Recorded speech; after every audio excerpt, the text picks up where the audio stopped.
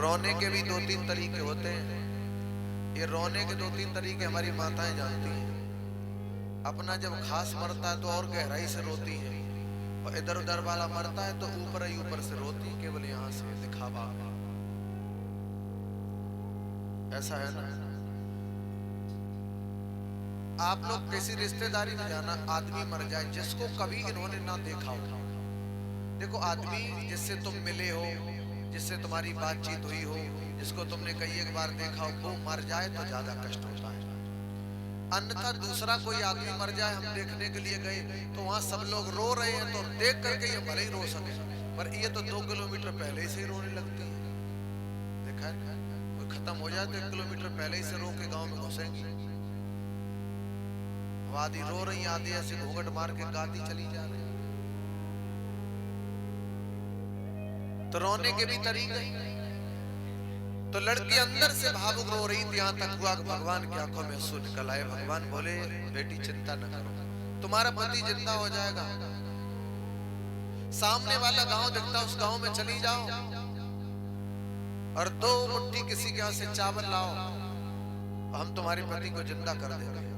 पर 2 मुट्ठी चावल लाना उसके घर से जिस घर में कभी किसी की मृत्यु ना हुई हो, ऐसे घर से चावल लाना। लड़की ने बात तो समझी, पर बात पर विचार नहीं कर पाया। भाग पड़ी, गांव में पहुंची और एक माँ ने जिस समय पानी नल से भर रही थी, उस माँ ने देखा है कि 9 विवाहिता लड़की सिंदूर बह रहा है। देखा, कहां जा रही हो बेटी? कुछ मेरा पति मर गया माँ, अगर हो सके तो 2 मुट्ठी चावल दे दो, मेरा पति जिंदा हो जाएगा। बुढ़िया बोली, बेटी 2 मुट्ठी तो छोड़ो, हम 2 बोरा चावल तुम्हें दे सकती हूँ, पर तुम्हारा पति जिंदा हो जाएगा। बोले, माँ एक शर्त और है। बोले, कौन सी शर्त? बोले, चावल हमें उस घर से चाहिए जिस घर में कभी किसी की मौत ना हुई हो। उसी समय वो लड़की तो रो रही थी, बुढ़िया अपनों की याद कर करके रोने लगी। बेटी, मेरे तो सामने मेरे घर, मेरे परिवार में कितनी लहसें उठी, मेरे सास ससुर मर गए मेरे सामने, मेरा एक जेठ खत्म हो गया मेरे सामने, यहाँ तक हुआ कि 16 साल का एक मेरा लड़का खत्म हो गया मेरे साथ। लड़की कम रो रही थी, वो ज्यादा रोने लगी। वहां से चले पड़ोस घर में पहुंची, वहां भी वही हाल, और आगे पहुंची वही हाल, और पीछे पहुंची वही हाल। पूरा गांव देखा तो वही हाल, और आगे बढ़े दूसरे गांव में वही हाल, तीसरे गांव में वही हाल। लौट आई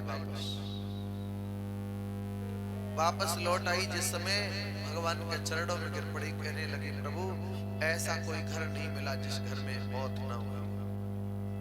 भगवान बोले, बेटी बस यही तो बचनों का अमृत था।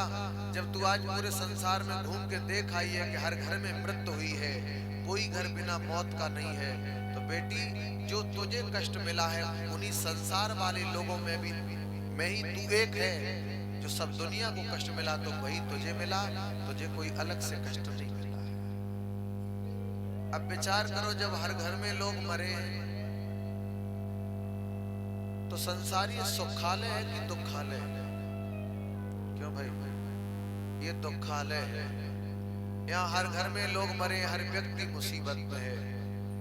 कोई संतान से सुख दुखी है तो कोई संतान को दुखी है, कोई घरवाली से दुखी है तो कोई घरवाली के लिए दुखी है, कोई पैसा से दुखी है तो कोई पैसे के लिए दुखी है, कोई धन से सुखी है तो कोई धन के लिए, कोई घर से परेशान है तो कोई घर के लिए परेशान है। संसार में सब इंसान परेशान है। तो सुखदेव जी ने कहा, परीक्षित इस दुखालय में हमें आपको जन्म मिला है। ज्यादा जीवन में दुख आ जाए तो ज्यादा डूबना नहीं चाहिए, और ज्यादा सुख हो जाए तो ज्यादा सुख में प्रफुल्लित नहीं होना चाहिए।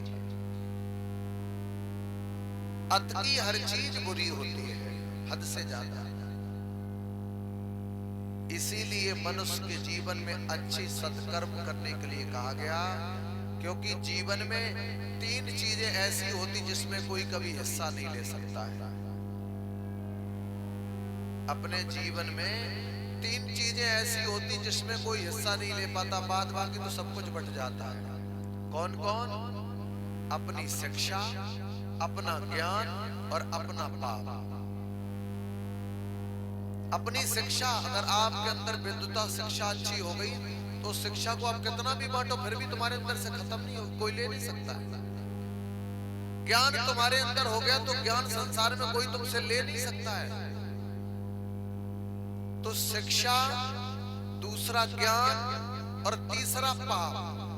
यदि पाप आपने करा है तो पाप आपको ही भरना पड़ेगा, इस पाप में कोई और हिस्सा नहीं ले सकता है। बाद बाकी तो सारी डिग्रियां बट जाती हैं। आपके लड़का की नौकरी फौज में लग गई तो लड़का फौजी हो गया और पत्नी फौजियान हो गई, डिग्री बट गई। आप मास्टर हो गए, आपकी पत्नी मास्टरनी हो गई और जबकि नौकरी वोकरी कहीं नहीं। आप डॉक्टर हो गए, वो डॉक्टरनी हो गई जबकि मालूम नहीं कि सर दर्द में कौन सा टैबलेट दे दें, और डॉक्टरनी हो गई। और देखा भी है, अगर तुम मर जाओ तुम्हें पेंशन 10,000 मिलती थी तो इनको मरने के बाद तुम्हारे 5,000 मिलने लगे। सब कुछ बट जाता है पर 3 चीजों में कोई हिस्सा नहीं ले सकता है, शिक्षा, आपका ज्ञान, आपका पाप। आपने किया है तो ये सब कुछ आपको ही भरना पड़ेगा।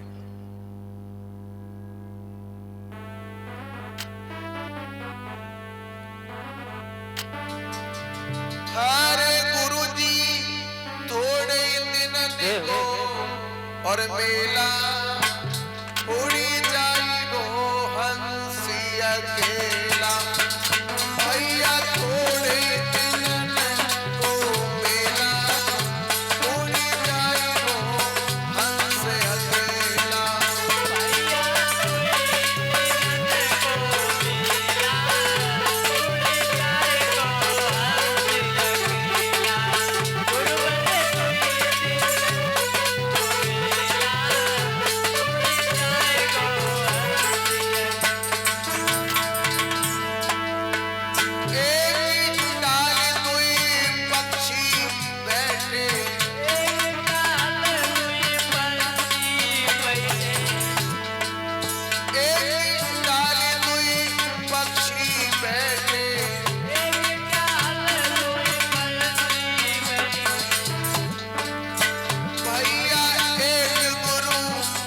चेला उड़ी जाए वो हंस अकेला।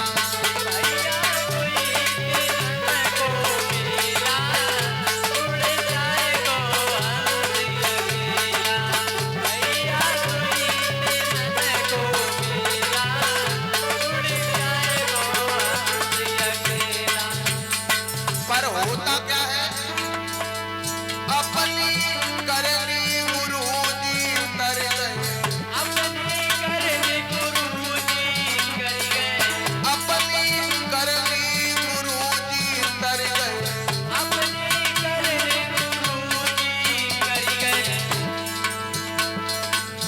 रह गए अपनी करनी चेला उड़ी जाए वो हंस अकेला।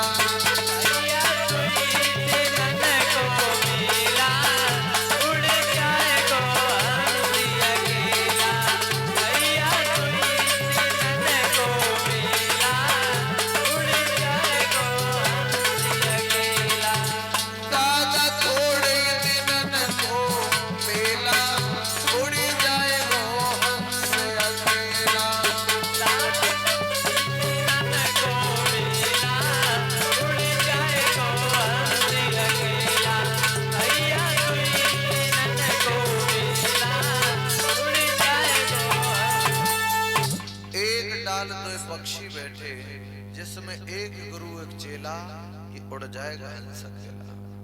अपनी करनी गुरु जी तर गए, रह गए अपनी करनी चेला, उड़ जाएगा हंस अकेला। पर इस संसार में अगर प्यारे मनुष्य यदि दुखी है तो केवल 3 कारणों से।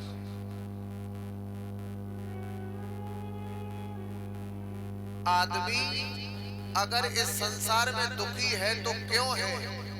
केवल मानव इस संसार में दुखी है तो केवल 3 कारणों से, चौथा कोई कारण नहीं। वो तीन कौन कौन से कारण हैं? पहला कर्म, दूसरा कारण, तीसरा स्वभाव। परीक्षण महाराज, तीन कारण से व्यक्ति दुखी है, कर्म, कारण और स्वभाव। अब ये तीन कारण से व्यक्ति दुखी कैसे है? एक आदमी कर्म से दुखी, यानी सब कुछ है पर करना नहीं चाहता है। मजदूरी तो मिल रही पर करना नहीं चाहता है। और जो आदमी सब कुछ होने के बाद करना नहीं चाहता, उसे कहते हैं ये कर्म से दुखी है। एक आदमी कारण से दुखी रहता है। कौन सा कारण? कारण ये कि महाराज हमारे बाबा के पास 20 बीघा जमीन थी, अब वो जमीन सब चली गई, अब हम क्या करें? वही पुराना कारण लिए बैठा आज दिन तक। अरे बाबा बेच गए, तू मेहनत कर। बाबा अगर 20 बेच गए और मेहनत करेगा तो 2-4 बीघा तो तू भी खरीद लेगा, पर वो कारण लेके बैठा है पुराना वाला। बाबा बेच गए, हम क्या करें? बाबा बेच गए, हम क्या करें? एक आदमी कर्म से दुखी, सब कुछ करना नहीं चाहता। एक आदमी कोई त्रेता का कारण लिए बैठा है। एक आदमी स्वभाव से दुखी रहता है। भगवान ने सब कुछ दिया है पर स्वभाव ऐसा रहता, रोते ही रहते हैं हर वक्त, हर वक्त।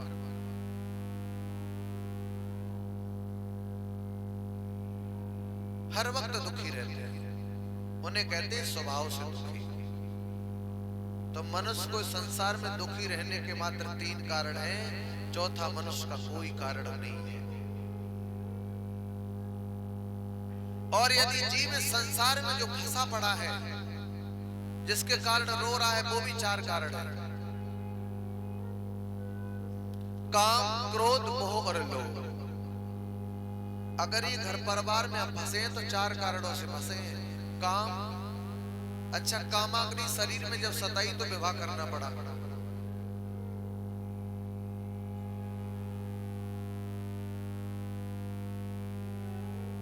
और ये अनूप प्रताप सिंह अध्यापक जी, अनूप प्रताप शर्मा अध्यापक जी, जो 101 रुपए गोविंद जी के चरणों में भेंट करते हैं। बिहारी जी आपके जीवन की सारी मनोकामना पूरी करें, यही गोविंद भगवान से व्यास मंच से प्रार्थना। तो कामाग्नि सताई तो विवाह करना पड़ा। अब मेरा जीवन बन गया मकड़ी के समान। मकड़ी को आपने देखा होगा, मकड़ी अपने मुंह से जाला बनाती है और जाला बनाने के बाद अंडे और बच्चे होते हैं। और वही मकड़ी जिसने वो जाला बनाया, जब तक वो मकड़ी का जाला पेट में नीचे रहेगा तब तक तो मकड़ी जिंदा है। और जिस दिन मकड़ी का जाला मकड़ी की पीठ में चिपक गया, उसी दिन वो मकड़ी उसी जाले में फंस के मर जाती है। वही जीवन मेरा है। काम जब सताया तो विवाह किया, इन्हीं बीवी बच्चों और सबके नाती पोतों के कारण मेरा जीवन उसी परिवार में ही समाप्त हो। शरीर में क्रोध पैदा हुआ, काम, क्रोध, दुनिया में शत्रु पैदा हो गए।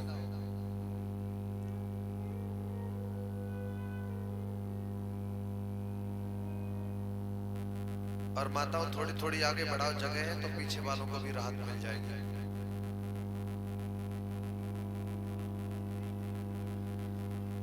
तो मेरे भागवत प्रेमियों, काम सताया, क्रोध सताया तो दुश्मन पैदा हो गए, दुश्मन। और आज के समय में आप देख रहे होंगे, पहले आपने देखा होगा, बहुत समय पहले हम जब घर से निकलते थे तो हमें बड़ा डर लगता था। काहे का? कि जंगल में कोई हमें शेर भेड़िया ना मिल जाए और जिससे कि वो शेर भेड़िया हमें खा जाए। अब शेर भेड़िया का घर से निकलने के बाद डर नहीं है। अब घर से निकलने के बाद केवल ये आदमी से डरता है। क्या कहता है? भैया ऐसे चलना का रास्ता में कोई आदमी न मिल जाए। अब बताओ, पहले तो शेर भेड़िया के लिए डरते थे और अब तो महाराज यहां तक हुआ कि आदमी से डरने लगा। आदमी से डरने लगा। तो ये क्रोध, जब शत्रु पैदा हो जाते तो समाज में हम खुल के जी नहीं पाते, समाज में खुल के चल नहीं पाते। मोह, घर तो छोड़ना चाहते हैं पर मोह ममता है औलाद के लिए, नाती पोतों के लिए, पत्नी के लिए, इसके कारण घर नहीं छोड़ पा रहे। लोभ, लोभ के कारण हम यहाँ के लिए तो कर रहे पर परमात्मा के लिए यहाँ के लिए कुछ नहीं कर पाते। ऐसे ऐसे लोग जीवन में होंगे जिनके घर में कभी सत्यनारायण की कथा नहीं हुई होगी, जिनके यहाँ साल या 10 साल में कभी भगवान के नाम से कोई यज्ञ नहीं हुआ होगा, और वो भी कहें कि मेरा घर है। वो घर नहीं, वो शमशान के समान घर है।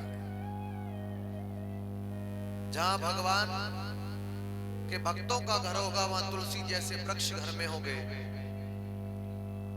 और वहां भगवान की होना तो ये चाहिए। हमारे ग्रंथ तो कह रहे हैं कि मनुष्य को हर दिन 5 आहुति, अगर नहीं जानते तो गायत्री मंत्र से लगानी चाहिए हर दिन।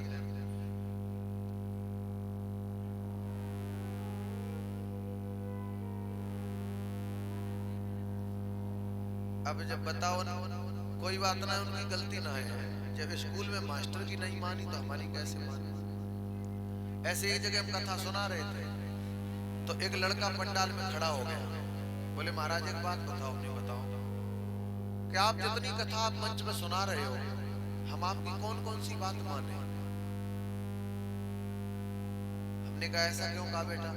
बोले हमारी माता ने 9 महीने पेट में रखा, उसके बाद इतना बड़ा किया, उनकी हमने आज दिन तक कोई बात नहीं मानी, तो 7 दिन में तुम्हारी हम कौन कौन बात माने।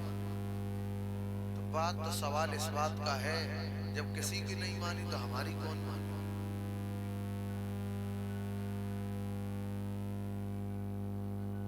तो मेरे